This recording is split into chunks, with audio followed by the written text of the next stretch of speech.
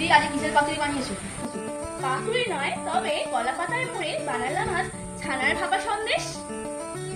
ছানার ভাপা সন্দেশ বানানোর জন্য সবার প্রথমে দুধে পরিমাণ মতো ভিনেগার দিয়ে ছানা বানিয়ে নিতে হবে। তারপর ছানার জলটা ছেঁকে একটি পাতলা কাপড়ে ভরে জল নিগড়িয়ে রেখে দিতে হবে প্রায় 1 ঘন্টা।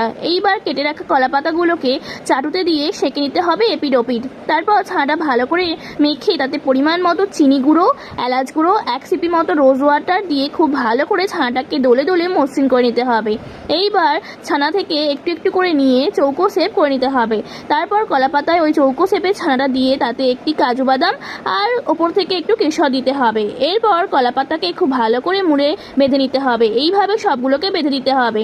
এরপর একটি হাঁড়িতে হাফ জল নিয়ে তাতে একটি ঝাঁঝরি বসিয়ে পাতুরিগুলোকে দিয়ে মিডিয়াম ফ্লেমে 10 মিনিট ভাপিয়ে নিতে হবে।